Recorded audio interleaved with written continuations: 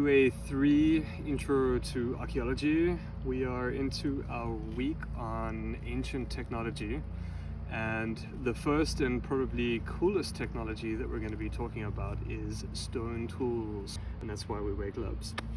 Now onto the kinds of rocks we would use to do this. Not all rocks are good for making stone tools, and the best kinds of rocks are those that are really high in silica. And this rock over here is called flint. It's a silica-rich rock, quite common to Europe and especially regions in France and England, where it was used by ancient humans to make stone tools for hundreds of thousands, if not millions of years.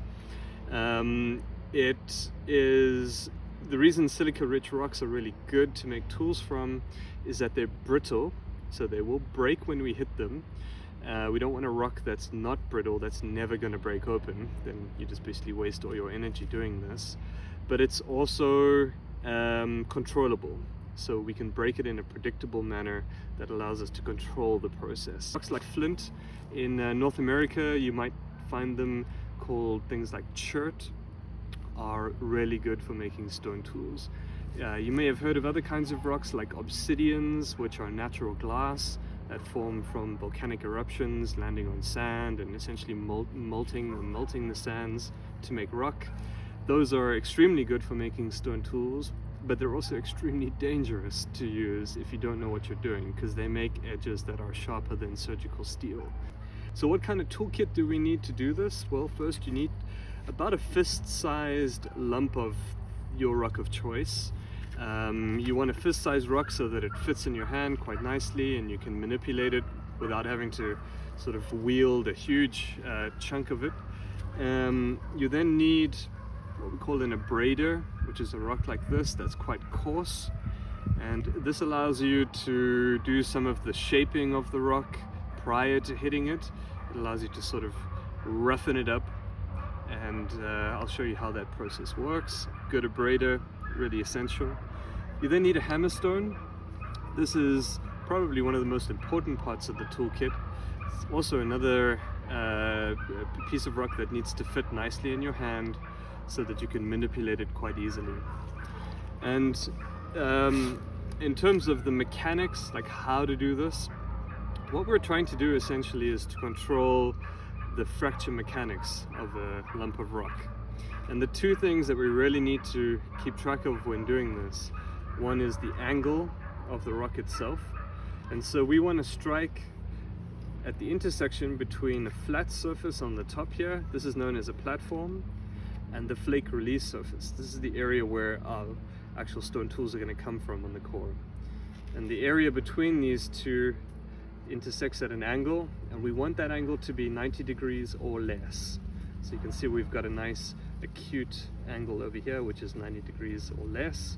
Anything above 90 degrees, when you start to get into an obtuse angle like this, it's going to make it impossible to break the rock open, and you're going to waste your energy.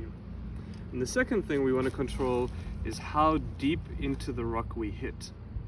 The closer to the edge you hit, the smaller the little pieces of flake that you break off are going to be. The further back into the rock that you hit, and the bigger those flakes will be, as long as they're hit at a suitable angle as well. So what we're going to do today, we've got a core that's set up for making blades. And blades are essentially pieces of stone that are quite long but fairly narrow. Like you might imagine in your kitchen, you have a knife that has essentially a really long blade that's quite narrow and is really good for cutting. Same things can come off a core that looks like this. It's really long and it has a fairly narrow face. And this is the platform that I'm going to be using to strike these blades. And I want to show you a little bit about the abrasion process. We use this process, this tiny little abrader, to try and strengthen the edge that we're going to hit prior to actually hitting it. So you can see what I'm doing here is just moving my way over this edge. And I'm trying to take abrasion. I've got my hammer. Now I want to kind of use a point on the hammer that allows me to be fairly precise with how I hit the actual rock. You know, I don't want to use this flat edge over here. which is going to essentially smash the force into the entire surface of the rock and just either produce nothing or... to illustrate to you what I'm going to try and do on this core, where I'm going to try and hit it, and what I'm going to try and make, I'm actually going to draw for you the intended product, what I ideally want to make. Now, this may not happen, and you're probably going to catch me out here because I may not get what I'm actually trying to aim for, but let's see if we can do this. So I'm going to try and hit the core around about here on that dot, and I'm going to try and take off a platform or a piece of this rock over here that's about that big. And by doing that, I'm going to try and make a blade that travels down all the way down here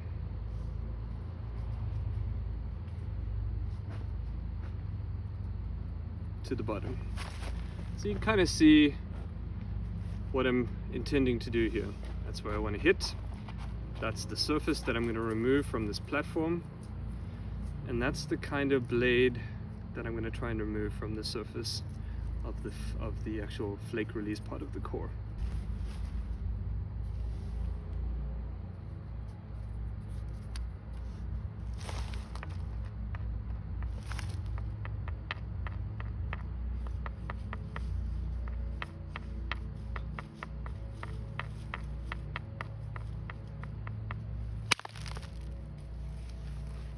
Okay, so first thing, before I actually show you what we ended up with, you can see that I missed my mark.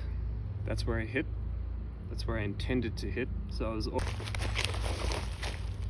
that's the surface that used to be on the core, and you can actually see all the broken material here. I'll turn this over.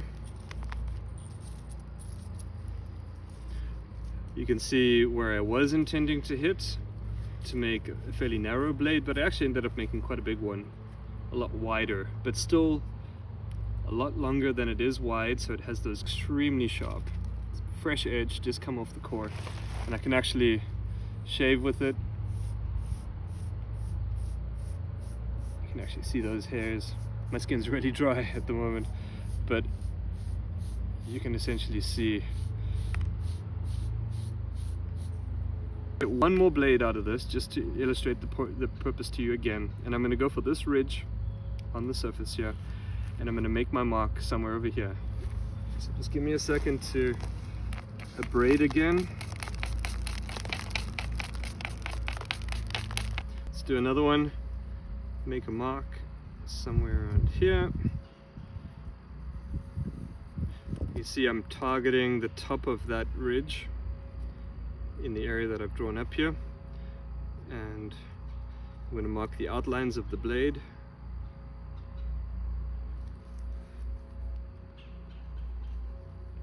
Which are essentially just on the opposite ends of that ridge.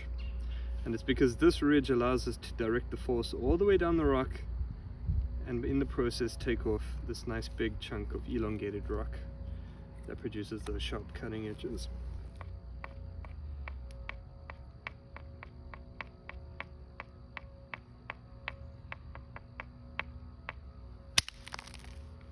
Okay, so before I take it off, hit the mark right exactly where it is. You can see I actually smashed off that black dot in the process.